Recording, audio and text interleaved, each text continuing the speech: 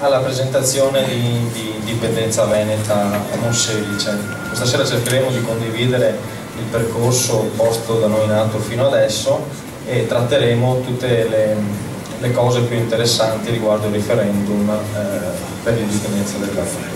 Mi presento, io sono Filippo Camozza, sono attualmente il coordinatore di sezione a Monselice per Indipendenza Veneta. Cedo subito la parola a Bordolin che comincerà a introdurre il momento della serata. Grazie a tutti e buona serata. Grazie mille Filippo, se per voi non è un problema io passerei di qua, io sono più abituato a stare in mezzo alla gente e mi sento un po' a disagio con due personaggi del genere a fianco, quindi poi li sentirete e mi darete sicuramente ragione.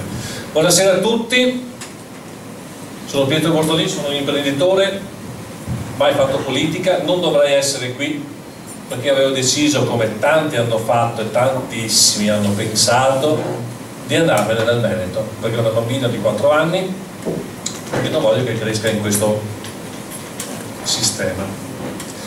Io avevo già trovato casa, Fermagor, paesino appena fuori dal Vidal del confine, tanto ho la possibilità di muovermi per lavoro, posso lavorare anche al telefono, utilizzo internet e di conseguenza ero operativo in Austria. Poi ho avuto la enorme fortuna di conoscere questo progetto, fatalità l'avvocato Morosini è vicino a me come l'ufficio, quindi l'ho proprio preso, spiegami, fammi capire, e da lì ci siamo dati del tempo e abbiamo deciso di lavorare per informare i veneti che c'è una possibilità al di fuori di quello che stiamo vivendo, al di fuori di quello che i giornali ci stanno passando come informazioni. Attenti che ho detto passando come informazioni, non ho detto su quello che i giornali stanno scrivendo, perché vi pregherei di verificare quello che viene scritto, quello che è l'informazione e quello che effettivamente può essere la verità, che non sempre coincidono. Perché un referendum in Veneto? Perché un Veneto indipendente? Questo è un po' il fulcro del nostro programma e di quello che vorrei che questa sera aveste come piccolo inizio di curiosità, perché questa sera non vi daremo tutte le risposte, è impossibile, perché è un complesso di cose da vedere, da fare, da cambiare, da crescere, e quindi lo scopo della serata è darvi un qualche indizio e suscitare in voi la curiosità per andare poi ad approfondire tutti gli argomenti che sono tanti, tantissimi. Buonasera, prego. Tornate.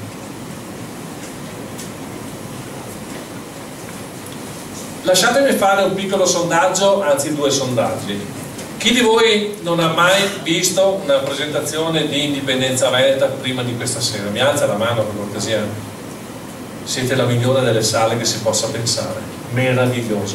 Perché trovare persone che questa sera si faranno per la prima volta un'idea che c'è un'opportunità è lo scopo dei nostri viaggi.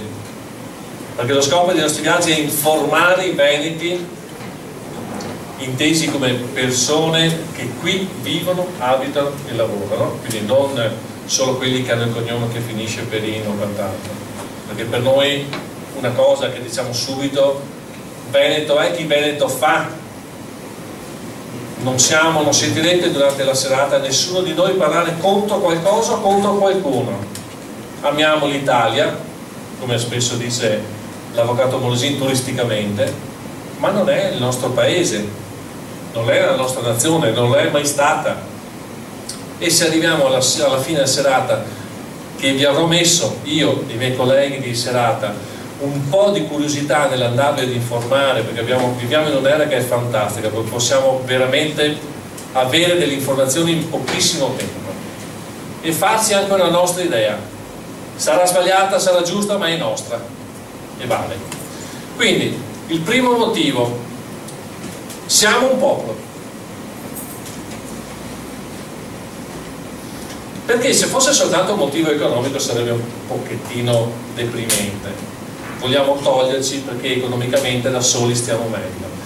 Sì, anche, probabilmente, anzi sicuramente, per come siamo fatti noi veneti, è il motivo per il quale oggi facciamo le sale piene in ogni parte del Veneto dove andiamo, perché siamo fatti un po' così, siamo avanti, lavoriamo, nel momento in cui ci sono i problemi alziamo un pochettino lo sguardo, siamo fatti così, va bene, ma la caratteristica principale che ci dovrebbe dire vogliamo tornare ad essere indipendenti, tornare perché lo siamo sempre stati, è il fatto di riconoscere il fatto che siamo un popolo, passatemi il giro di parole, e siamo riconosciuti come popolo da tutto il resto del mondo. Posso chiedervi chi di voi a scuola dell'obbligo ha studiato storia della Serenissima? Mi alza la mano? Posso chiedervi a chi ha fatto una testa tanta con il Napoleone e la rivoluzione francese?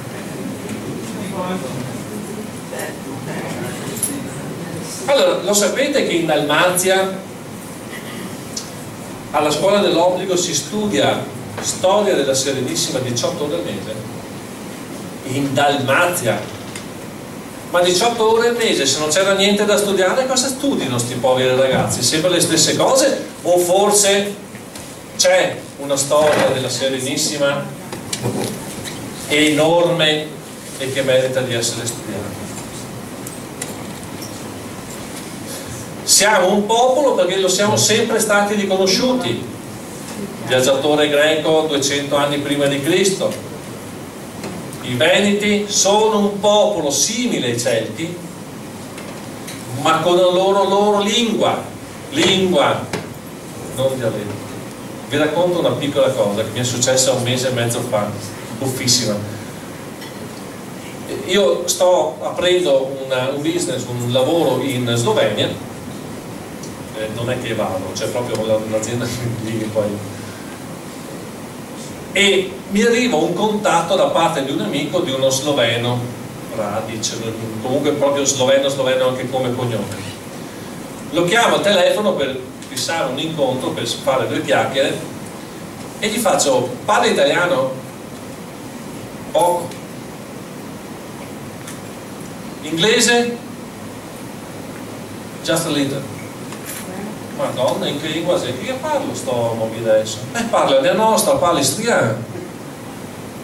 Abbiamo iniziato a parlare della nostra lingua con un signore che è nato in Slovenia, perché non era più Istria, nella nostra lingua.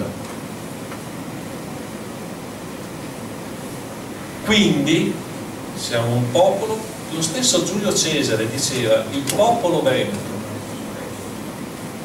che presidia le rotte verso la Britannia e insegna agli altri popoli a coltivare la libertà ereditata dai loro padri e a non assoggettarsi ai romani. Già là, che stavamo qua. A scuola vi insegnato in casi migliori che quel popolo veneto non era questo normato. Sì, può essere, sì.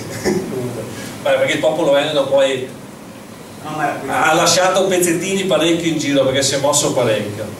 Quindi siete d'accordo con me che c'è una cultura del popolo veneto da recuperare e un orgoglio, senza vivere nel passato, perché non vogliamo, nessuno di noi vuole rifare la Serenissima, ma capire e imparare cosa è stata, anche perché comunque ha fatto scuola nel mondo. La stessa Costituzione americana è stata scritta sulla base della Costituzione della Serenissima, giusto per dare un'idea. Ma 100 cose. È stato un esempio nel mondo civile per 1100 anni la Serenissima, non è una cosa da poco. Andiamocela un pochettino a recuperare come storia, perché ci appartiene, è nostra. E nel migliore dei casi, volendo essere positivi, non maliziosi, si sono dimenticati di insegnarcela a scuola, si sono dimenticati. Quindi un referendum per essere una nazione, tornare ad essere una nazione libera, non chiusa ma aperta all'Europa, perché siamo sempre stati un popolo aperto, non siamo mai stati chiusi noi stessi, siamo sempre stati dei commercianti, dei navigatori, dei naviganti.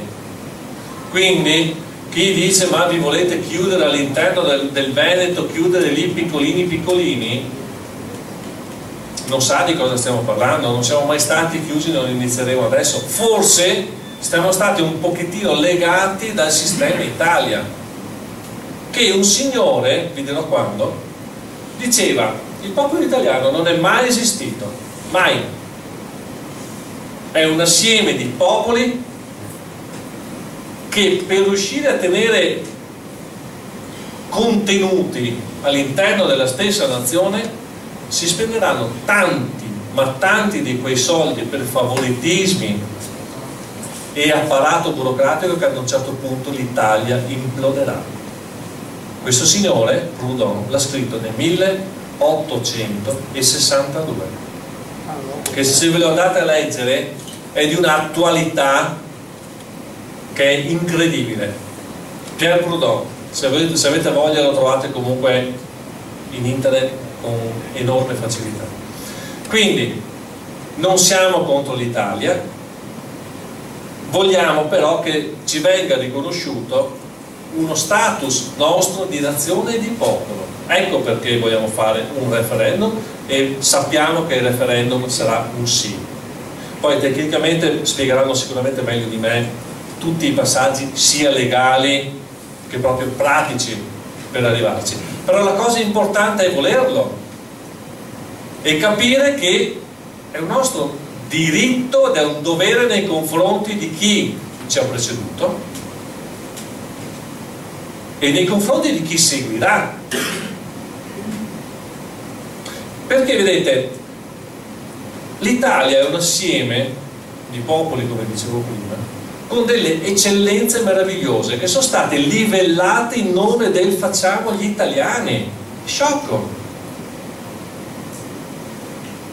Quindi siamo stati livellati noi come i siciliani, come i campani che avranno delle loro eccellenze, eccetera. L'idea qual è? Ci togliamo noi perché legalmente siamo noi e i sardi a poterlo fare oggi e diamo un senso di responsabilità agli altri popoli che abitano la penisola italiana. Questo è il senso, quindi non è contro, lo ripeterò sempre questo. Tanti mi dicono: ma ho creduto alla Lega e non credo più a nessuno. La Lega ha fatto un gran lavoro, non aveva gli strumenti e la visione che oggi possiamo avere. Non c'era anche una finestra che oggi c'è. 2 anni fa questa sala non sarebbe stata piena come così, neanche un anno e mezzo fa penso, perché la sensibilità cioè, è palese che l'Italia è fallita.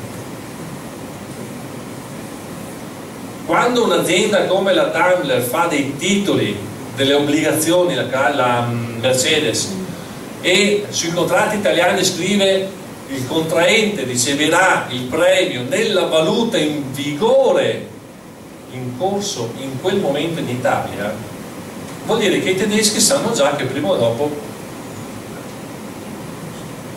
un problemino sulla valuta ce l'avremo. E poi vi prego, se volete, fate qualche domanda su cosa penso delle banche della moneta dopo. Alle persone che mi dicono non credo più a nessuno,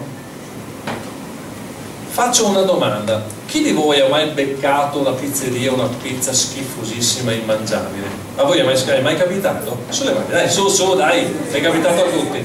Avete smesso di mangiare la pizza? Cambiate pizzeria. Non facciamola diventare una scusa per non fare niente, non credo più in nessuno. Ma ho provato questo, ho visto che non funziona. Cosa si fa oggi di nuovo? Perché c'è da fare. E la cosa più importante che abbiamo da fare, che vi prego di fare da questa sera, è di informare i veneti che c'è una possibilità, un percorso legale per tornare ad essere indipendenti. Questa è la cosa importante, la responsabilità che abbiamo tutti noi, che adesso alla fine della serata conoscerete, avrete comunque degli elementi per dire c'è un percorso e una possibilità. La responsabilità è informare i veneti, perché per loro i giornali non lo fanno, perché non ne hanno un gran vantaggio. Giusto ieri Casini ha detto diamo 2 soldi all'editoria, poverini, che ha calato le vendite. Ancora. Vi lascio solo con una piccola cosa che vorrei diventasse un pensiero nei prossimi giorni. Vi rendete conto che siete seduti, siamo in paradiso? Bella l'Austria, bellissima. Il mare? Dolce per me. Ma loro hanno le montagne, le nostre Dolomiti sono meno. I laghi? Sì, la cadenza è piena di laghi, quanti ne abbiamo anche noi. E le pianure? E le città? Venezia, Verona, Vicenza, sto scoprendo delle città meravigliose che non sapevo neanche esistesse, la dogana di Lazzise. Cioè, sto scoprendo cose del Veneto che non conoscevo, lo ammetto. Ho girato all'estero, ho girato poco in Veneto. Siamo in paradiso anche economicamente, perché i mercati dei prossimi 50-80 anni saranno l'Africa e l'Asia, e da tutta Europa per andare in Africa e in Asia via nave dove conviene passare? Qua. Porto Marghera ormai un pezzo di laguna disastrato, recuperiamola, facciamo diventare un polo commerciale come si deve, moderno, aperto al futuro. E da est a ovest dobbiamo passare per il Veneto. Siamo in paradiso, abbiamo il diritto di restarci perché è la nostra terra e abbiamo il dovere di non andarsene da casa nostra un'altra volta. Grazie a tutti.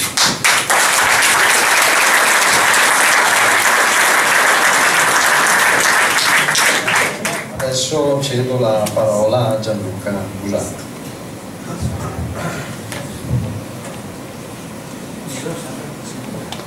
Grazie a tutti di essere intervenuti. Oggi non è un giorno a caso. Pensateci bene. Uno dice il 4 luglio 2013, ma proprio oggi abbiamo la testimonianza concreta che la storia non è un qualcosa che si legge semplicemente nei libri, ma è un qualcosa che si vive. E oggi ne abbiamo la dimostrazione perché qualche secolo fa, il 4 luglio del 1776, delle persone coraggiose, preparate, determinate, fecero una cosa che cambiò i destini del mondo conosciuto. A Filadelfia si riunirono e nel secondo congresso continentale approvarono la dichiarazione di indipendenza degli Stati Uniti d'America. John Adams voleva che si tenesse il 2 luglio in realtà il festeggiamento, perché il documento era stato concepito e sottoscritto dalla maggioranza il 2 luglio. In realtà fu scelto il 4 luglio perché la formalizzazione avvenne quel giorno. Per oggi ci troviamo un po' come a Filadelfia nel 1776. Ci rendiamo conto che le cose così come sono non possono andare avanti. Ci rendiamo conto che c'è un grande movimento di cambiamento che noi vogliamo intercettare, vogliamo rendere realtà. Penso che nessuna persona di buon senso possa vedere la situazione dell'oggi con un occhio di fiducia e di ottimismo, e tutti, indipendentemente dalle proprie idee, sono consapevoli che un cambiamento serve, un cambiamento è importante, un cambiamento ci vuole, e noi qui siamo determinati e siamo consapevoli che questo cambiamento si chiama Nuova Repubblica Veneta, si chiama indipendenza, e questo lo testimoniamo proprio nel giorno dell'indipendenza, il 4 luglio.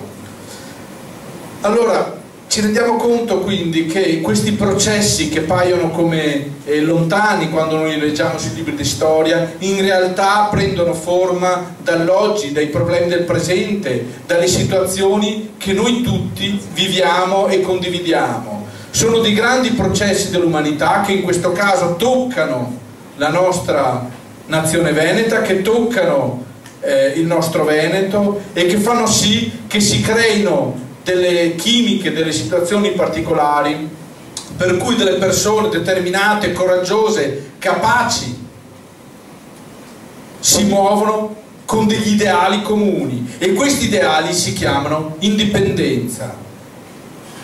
Ora noi vediamo quindi questa concretizzazione di questa situazione attraverso quel processo che magari a qualcuno può creare anche dell'ansia, perché tutti ci aspettiamo, ma quando è che avviene? Quando è che viene convocato il referendum per l'indipendenza del Veneto? Ma noi tutti sappiamo in realtà di essere in questo filone, di essere in questa situazione e di essere in questo grande fiume che farà sì che a breve, entro pochissimo tempo, entro pochissimi mesi, si celebrerà il referendum per l'indipendenza del Veneto. Noi tutti siamo consapevoli di essere testimoni e attori di un grande processo storico, perché l'indipendenza del Veneto, la creazione della nuova Repubblica Veneta è questo, è un grande momento, un grande processo della storia di cui noi siamo attori, di cui noi siamo tenaci testimoni e catalizzatori.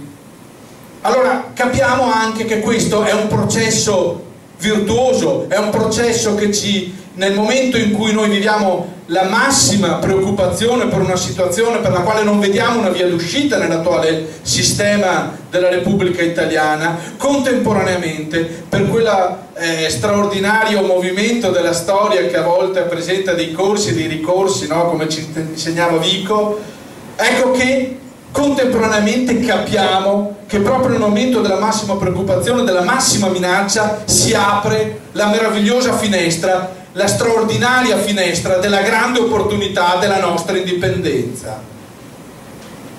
Questo noi lo capiamo perché in un qualche modo sono dei processi quasi naturali. Io non voglio neanche parlare a questo punto di diritto, perché poi tra l'altro ce ne parlerà il nostro presidente onorario, ce ne parlerà Alessio Morosini. Io voglio parlare di altri fenomeni, io voglio parlare di fenomeni dell'uomo, della nostra crescita, perché guardiamoci e cerchiamo di confrontarci, ma l'essere indipendenti non è niente di straordinario, è un qualcosa di normale, è un qualcosa di naturale.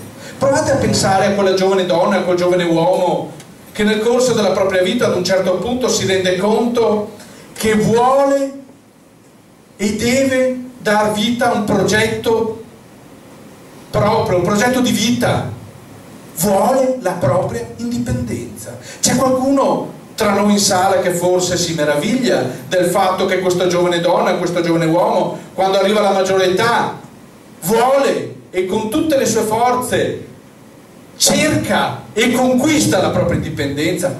Io credo di no. Io penso che tutti noi siamo consapevoli che questa è una cosa naturale, è una cosa giusta ed è una cosa bellissima che avviene. Ma allora cerchiamo di estendere un po' la nostra visione e proviamo a pensare un po' più in grande, perché questi giovani donne, questi giovani uomini non solo a livello individuale vogliono la propria indipendenza, ma le esercitano. E allora pensiamo qui vicino, perché magari come dire, quando ti guardi, se non hai uno specchio nel quale guardarti, cerchi di guardare altrove, no? E allora guardiamo i popoli di Austria, di Slovenia, di Finlandia, di Norvegia. Ma c'è in sala qualcuno che forse si fa meraviglia del fatto che i popoli di Austria, di Slovenia, di Finlandia, di Norvegia decidono del loro destino in modo indipendente? Io credo di no. Penso che nessuno di noi, anzi, giudichi naturale e giusto che, come magari si può aver letto in questi giorni a proposito di scandali nel mondo dell'informazione, che il popolo della Francia o degli Stati Uniti d'America determinino e decidino il destino del popolo della Finlandia o della Norvegia. No, la cosa naturale e giusta è che i finlandesi decidano il destino della Finlandia. La cosa naturale e giusta è che gli austriaci decidano il destino dell'Austria. Ma allora, per quale misteriosa ragione i veneti non possono e non devono decidere in modo indipendente del destino del Veneto?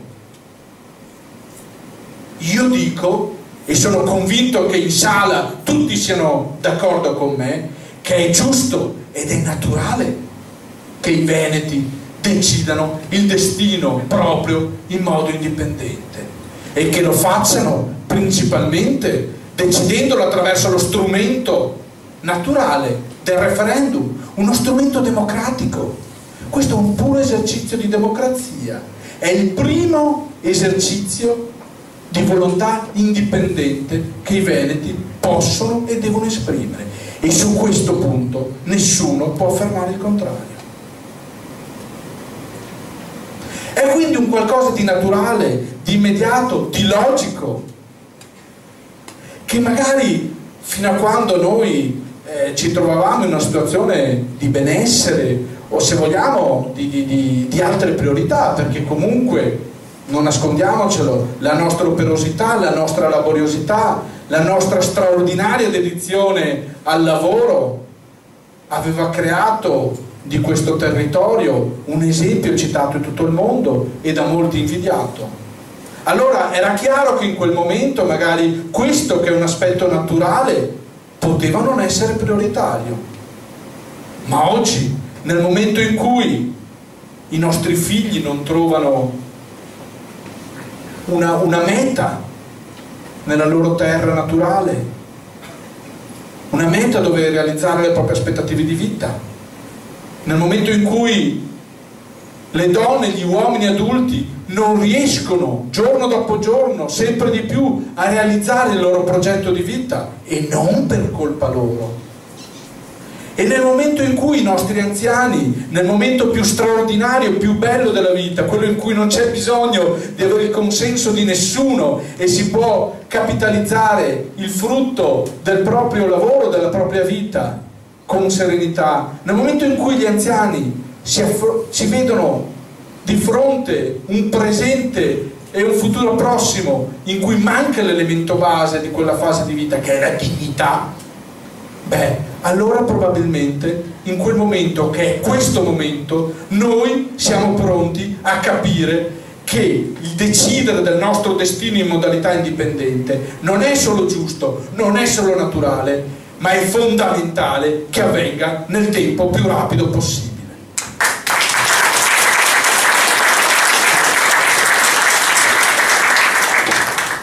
Ma noi non siamo soli, perché qualcuno potrebbe pensare che questo è un fenomeno che riguarda solo noi, che riguarda i veneti, perché noi veneti abbiamo effettivamente una storia straordinaria che prima Pietro Bortolin ci ha testimoniato, una storia di 1100 anni di istituzione sovrana e indipendente.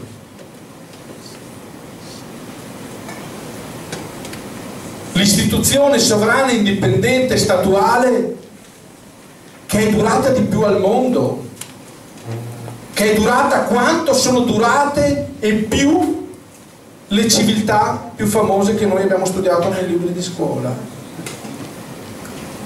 Ecco, non è un aspetto questo che abbiamo visto della naturalità del processo della nostra indipendenza che riguarda solo noi veneti perché abbiamo una qualche specialità, no, è un processo naturale che riguarda tutti i popoli del mondo. Semplicemente noi veneti ci eravamo illusi, proprio per la nostra straordinaria grandezza, fino ad oggi, di poterne fare a meno. Ma la realtà dei fatti, la situazione che stiamo vivendo, ci sta imponendo alla nostra attenzione questa inevitabile occasione, questa opportunità per dare finalmente a tutti noi quel destino che ci meritiamo, quel destino virtuoso che ci meritiamo, che è frutto della nostra cultura, della nostra laboriosità. E questo processo naturale in un qualche modo si inserisce anche nelle grandi pieghe della storia, perché non è che nel 2013 il Veneto si sveglia all'improvviso e va controtendenza rispetto al resto del mondo, no? In questi grandi stati occidentali, di cui l'Italia è l'esempio peggiore, indebitati, inefficienti, io voglio anche definirli come dei regimi, perché oggi è notizia di oggi che la Corte di Cassazione ha denunciato un povero anziano di 71 anni che, fermato dai carabinieri, magari di fronte a una contestazione di una multa per un fanale che non andava, ha rivolto un'offesa a questo paese con uno scatto d'ira e ha definito questo paese con la parola di Cambron, no? Che non riportiamo. Beh, la Corte di Cassazione l'ha condannato. Allora, nel momento in cui questo Stato va a difendere la propria identità inesistente e perduta, anche come il processo artificiale con cui aveva cercato di costruirlo, punendo quel povero Cristo che in preda alla rabbia aveva lanciato un'imprecazione, beh, allora vuol dire che è proprio finito. Allora vuol dire che questa Repubblica di cartone ha finito finalmente il proprio ciclo storico, ed è normale che ciò avvenga, perché questo Stato, come quegli altri grandi stati come la Francia o la Germania, sono nati in un momento storico in cui forse potevano avere una qualche funzione, diciamo, dal punto di vista sociale ed economico, perché erano periodi, quelli del 1800, in cui si facevano molte guerre, in cui c'erano delle dogane, in cui quindi tu avevi bisogno di avere anche, se vogliamo, un mercato domestico che fosse sufficientemente grande per farti sopravvivere, per far sopravvivere le tue aziende. Avevano quindi una qualche logica, seppure distorta, per poter stare in piedi. Ma quel tempo è venuto meno. Oggi non viviamo più il tempo delle dogane, delle barriere e delle guerre in Europa, tra gli stati dell'Europa. Noi oggi viviamo il tempo in cui, se noi abbiamo un'azienda, per esportare i nostri prodotti possiamo farlo in qualsiasi parte del mondo senza fatica. Anzi, lo Stato si sta rivelando una palla al piede, un ostacolo in questo processo di normale libertà commerciale che stiamo vivendo nell'oggi. Ecco allora che si spiega perché noi ci inseriamo perfettamente in questo fenomeno, che è un fenomeno, guardate bene, che è testimoniato anche dai numeri. Nel dopoguerra esistevano solo 70 stati indipendenti, oggi questi stati indipendenti sono 200. E vogliamo dare qualche altro numero, giusto per testimoniare la naturalità del processo che stiamo vivendo. Beh, il Veneto ha circa 5 milioni di abitanti, poco meno. Pensiamo bene che 2/3 degli stati dell'Unione Europea hanno meno di 5 milioni di abitanti, per cui noi ci inseriamo perfettamente come Stato che ha la dimensione naturale per inserirci all'interno di una nuova Unione Europea, basata ovviamente su delle nuove aggregazioni che riconoscano appunto la nuova Repubblica Veneta, la Scozia indipendente, la Catalogna indipendente, le Fiandre che si stanno liberando e stanno conquistando la propria indipendenza insieme a noi. Ecco che allora questo fenomeno normale di ottenimento della nostra indipendenza è un qualcosa che appare del tutto naturale e del tutto semplice. Allora noi ci dobbiamo impegnare in questo momento in cui sappiamo di essere inseriti in questo filone naturale della storia, a far sapere ai nostri concittadini che questo momento è un momento di naturale evoluzione della nostra situazione, è un momento di riconquista del nostro naturale e sacrosanto diritto di decidere del nostro destino. È un qualcosa quindi che rappresenta, se vogliamo, quasi un paradosso rispetto alla ristrettezza che noi viviamo all'interno dell'Italia, in cui invece non possiamo decidere alcunché, in cui siamo oggetti e non soggetti del presente e della vita. Ecco, la nuova Repubblica Veneta che noi stiamo costruendo, che sta per arrivare, sarà un naturale approdo, finalmente, per ottenere quello che ci spetta come minimo. La dignità, il poter lavorare senza lacci e lacciuoli, un sistema giuridico con leggi giuste e poche, un qualcosa che tutti noi vogliamo, ma che sappiamo bene che per realizzare necessitano assolutamente che noi ci prendiamo in mano il nostro destino e che diamo vita alla nuova Repubblica Veneta. Grazie.